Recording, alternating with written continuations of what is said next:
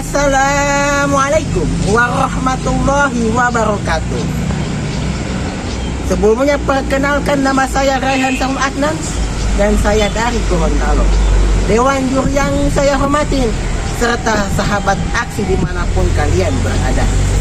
Pada kesempatan yang mulia ini, saya akan membahas salah satu fenomena yang sangat menarik, bahkan dari dulu hingga sekarang terjadi, yakni mengenai bullying. Tindakan bullying dalam pandangan Islam itu sendiri merupakan salah satu tindakan menyakiti ataupun merendahkan orang lain secara sengaja, baik itu dengan perbuatan, baik itu dengan perkataan ataupun bentuk tulisan. Dalam bentuk perkataan misalnya bagaimana? Misalnya seseorang mengatakan kata-kata kasar kepada orang itu sendiri. Misalnya kamu itu begini, kamu itu begitu, itu banyak sekali. Semua. Nah, kemudian yang dalam bentuk perbuatan misalnya bagaimana? Misalnya merendahkan orang lain ataupun memukul orang lain dan lain sebagainya. Dan dalam bentuk tulisan misalnya bagaimana? Juga sama, mencaci maki orang lain, tapi dia dibentuk dalam tulisan, tidak bentuk dalam lisan. Media sosial juga termasuk itu salah satu tindakan bullying dalam bentuk tulisan. Nah, salah satu faktor ataupun lantas, kalau misalnya tindakan bullying ini dosa ataupun Islam melarang tindakan bullying ini, lantas apa sih faktor-faktor yang menyebabkan seseorang melakukan hal tersebut? Yang pertama ialah kurangnya iman.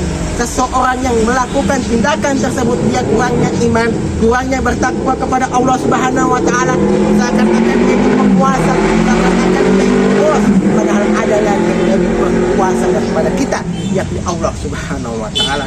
Karenanya dalam hadis Nabi sallallahu alaihi wasallam bersabda, an Abi Hurairah radhiyallahu anhu qala Rasulullah sallallahu alaihi wasallam,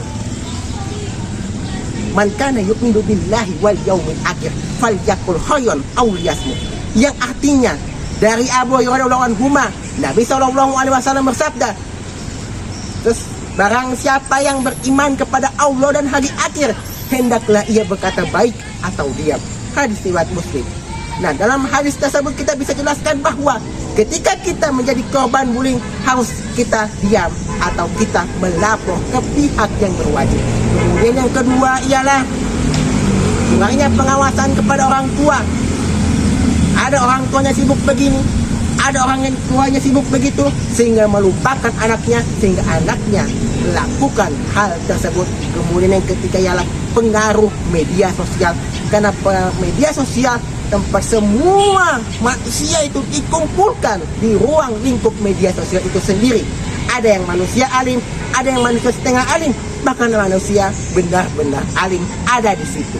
Nah, sebagai kesimpulan bahwasanya kalau kita melihat kejadian tersebut, kita harus menceraikan. Maksudnya adalah kita jangan saling bertikai, harus memisahkannya. Makanya sebagaimana dalam Al-Quran Allah Subhanahu wa taala berfirman, innamal mu'minun ikhwatun fa aslihu baina akhawaykum wattaqullaha la'alakum turhamun. Yang artinya sesungguhnya orang mukmin itu bersaudara, karena itu damaikanlah saudaramu yang bertikai dan bertakwalah kepada Allah agar kamu dirahmati. Al-Quran surat Al-Hujurat ayat 10. Nah, sebelum saya tutup, saya akan membawa sedikit pantun terlebih dahulu. Si Ade melihat mainan dibelikan oleh bapaknya. Mohon doa dan dukungannya Ustaz Raihan Adnan, insya Allah bisa lolos ke babak selanjutnya. Sekian dan terima kasih. Wassalamualaikum warahmatullahi wabarakatuh. Putus asa tanpa dakwah, berdakwah tanpa putus asa.